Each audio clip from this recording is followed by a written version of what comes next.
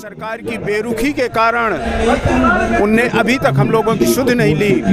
आज बहुत ही अफसोस के साथ हमें सरकार द्वारा बनाए गए कोप भवन में बैठना पड़ रहा है। मेरे जो परदादा थे, पिताजी के पिता, उनके भी पिता, तो उनके भाई भी दोनों जब 1919 में जिला अमृतसर में जलियांवाला बाग में जनरल डायर ने गोली चलवाई थी तो उसमें शहीद हुए थे। हम अपनी ही बनाई हुई सरकार, चूँकि स्वतंत्रता सेनानियों ने देश को आज़ादी दिलाई और जितनी भी सरकारें बनती हैं वो स्वतंत्रता सेनानियों के आशीर्वाद से ही बनती हैं।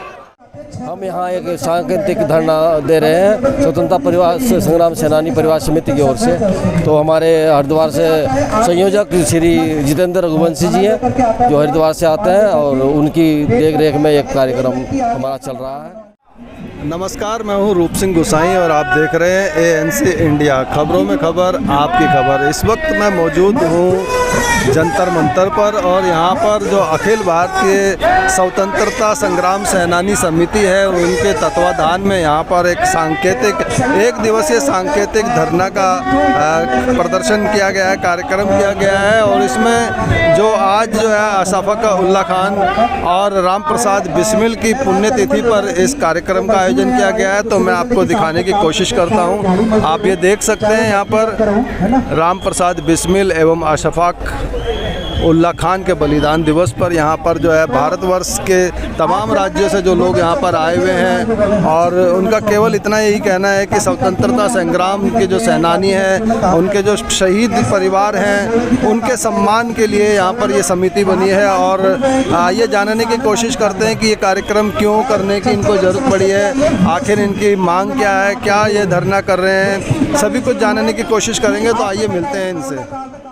हमारे साथ धर्मेंद्र कुमार हैं जो कि स्वतंत्रता संग्राम सेनानी समिति के सदस्य हैं और यहाँ पर हरिद्वार से इस कार्यक्रम में भाग ले रहे हैं। बहुत स्वागत है हमारे चैनल में। आप यहाँ क्यों आए हैं, क्या कर रहे हैं, किस तरह की ये धरना प्रदर्शन हो रहा है? ये यहाँ हम जो आए हैं इसमें स्वतंत्रता संग्राम सेनानी परिवार समिति की जो अवहेलना की जा रही है सरकार की तरफ से, जो मालूम उनकी बातें नहीं सुनी जा रही है और जो भी यहाँ का जो भी स्वतंत्रता सेनानी परिवार समिति के जो भी कार्यक्रम है, जो भी कुछ पर कोई ध्यान नहीं दिया जा रहा है, उसके उपलक्ष्य में हम यहाँ एक सांकेतिक धरना दे रहे हैं स्वतंत्रता परिवार संग्राम सेनानी परिवार समिति की ओर से। तो हमारे हरिद्वार से संयोजक श्री जितेंद्र रघुवंशी जी हैं जो हरिद्वार से आते हैं और उनकी देख रेख में एक कार्यक्रम हमारा चल रहा है। और हम इसमें सभी देश से आए हुए स्वतंत्रता संग्राम सेनानी हमारे यहाँ इसमें कार्यरत हैं और कार्य पर लगे हुए हैं, सभी परिवार के सदस्य। धन्यवाद सर, धन्यवाद सर। नमस्कार, बहुत स्वागत है हमारे चैनल में। अपना परिचय देते हुए बताएं कि आखिर ये एक दिवसीय सांकेतिक धरना की आपको क्यों जरूरत पड़ी है?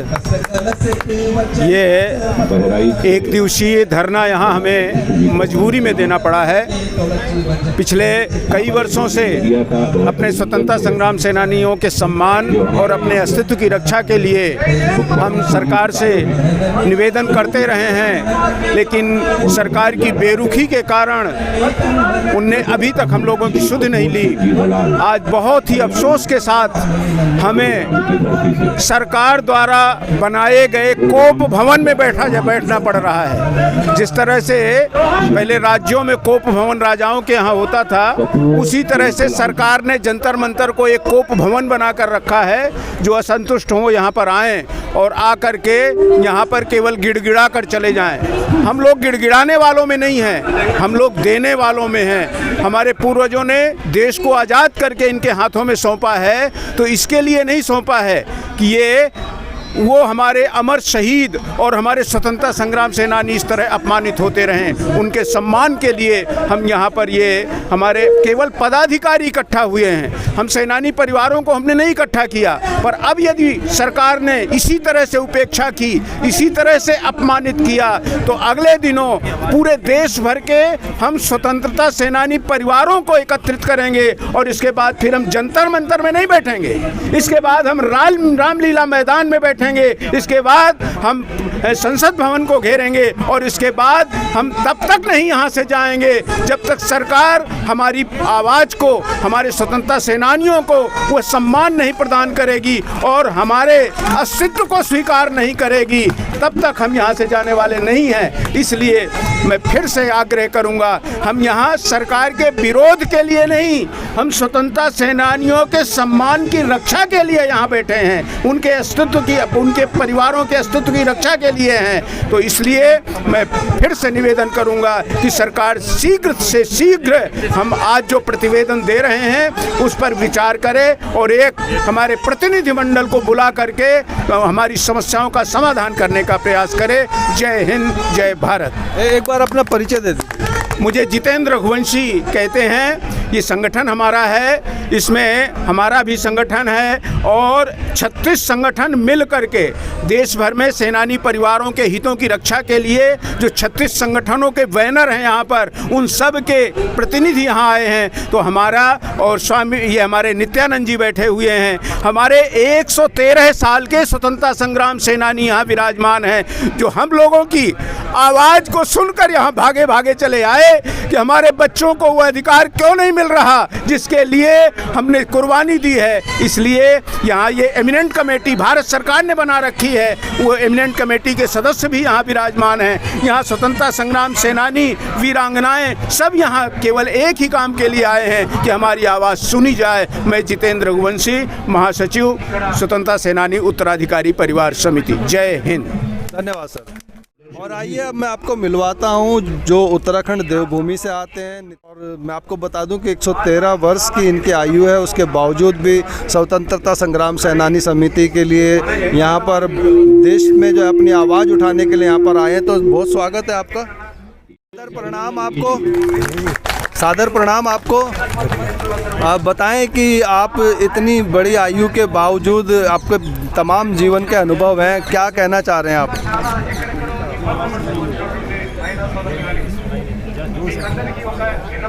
भारत माता की, भारत माता की, अमर शहीद।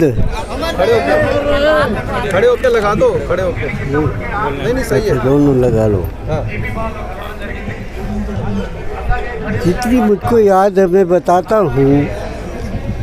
मेरे जो परदादा थे, पिताजी के पिता, उनके भी पिता, तो उनके भाई भी दोनों जब 1919 में जिला अमृतसर में जलियांवाला बाग में जनरल डायर ने गोली चलवाई थी तो उसमें शहीद हुए थे।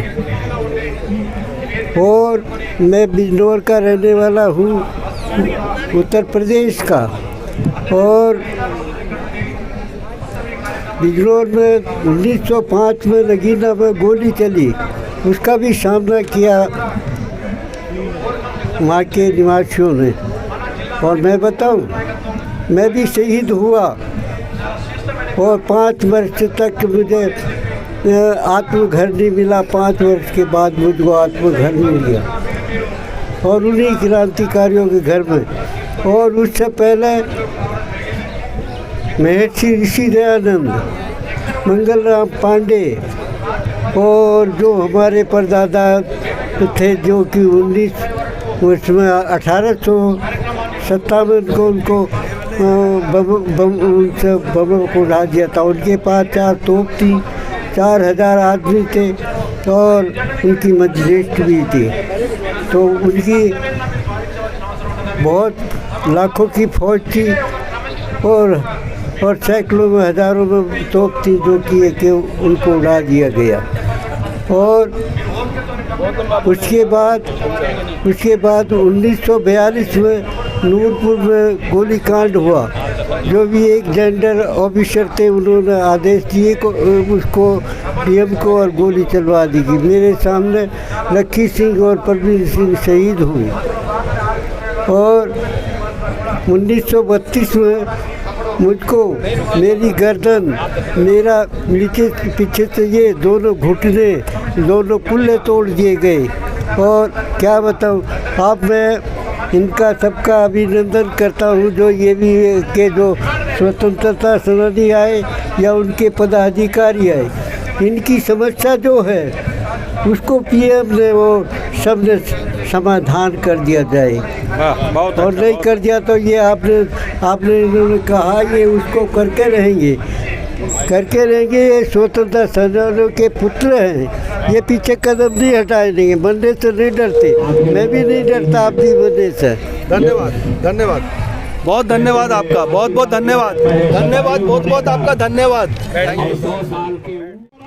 आपका परिचय देते हुए संक्षिप्त में अपनी बात बताएं। नित्यानंद शर्मा नाम हुआ हमारा। हम अपनी ही बनाई हुई सरकार, चूँकि स्वतंत्रता सेनानियों ने देश को आज़ादी दिलाई और जितनी भी सरकारें बनती हैं वो स्वतंत्रता सेनानियों के आशीर्वाद से ही बनती हैं। हम स्वतंत्रता सेनानी के परिजन आज विवश और मजबूर होके यहाँ बैठे हैं अपनी ही सरकार से अपनी तरफ ध्यान दिलाने के लिए कि राष्ट्र और अपने भविष्य के लिए इस देश के स्वतंत्रता संग्राम सेनानी के 2 करोड़ परिवारों को आप उनसे सुझाव लें, उनसे सहयोग लें। आज भी उनके रक्त में, उनके परिजनों के रक्त में त्याग की भावना है। हमारा डीएनए राष्ट्रीय है, हम राष्ट्र हित में सोचते हैं, राष्ट्र हित में करते हैं।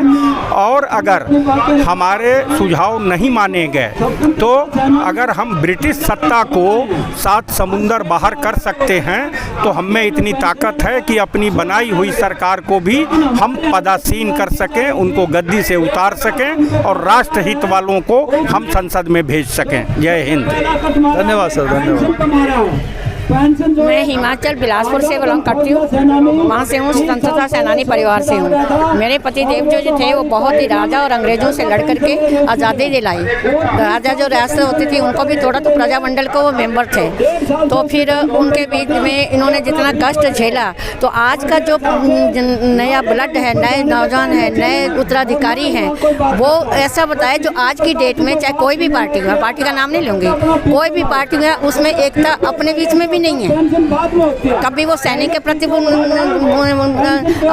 गलत शब्दों का इस्तेमाल करते हैं, कई समाज के लिए करते हैं, कई आपस में करते हैं। तो मैं अपने उत्तराधिकारियों के लिए इसलिए उपस्थित यहाँ हुई हूँ कि आप एकता बताओ कि जिस देश को किसी भी संसार में माता नहीं कहा जाता, भारत माता यही कहा जाता है ना, तो माता की रक्षा के लिए जो मेरे युवा हैं, प्रतिनिधि हैं, उत्तराधिकारी हैं, वो एक होकर के सरकार को भी समझाएं और खुद भी आएं। अब जैसे सलाहकार रखे जाते हैं बिना इलेक्शन के, इन लोगों के बीच में कोई मुख्यमंत्री, कोई हेल्थ मिनिस्टर बनता है, कोई राज्यसभा में जाता है, कोई सलाहकार बनता है, तो मेरे परिवार से क्यों नहीं जा सकते? स्वतंत्रता सेनानी परिवार से एक किसी को भी सिलेक्ट कर लें तो कौन सी बड़ी बात है? तो कम से कम उनके लिए स्थान तो बनेगा। बाकी इतना मैं कहूँगी, बाकी धन्यवाद बहुत। तो इसी के साथ मैं रूप सिंह गोसाई आप सभी से विदा लेता हूं। और हाँ, इस खबर को देखकर क्या है आपके सुझाव, क्या है विचार, हमसे ज़रूर साझा कीजिएगा और अपना बहुत ख्याल रखिएगा। नमस्कार, धन्यवाद।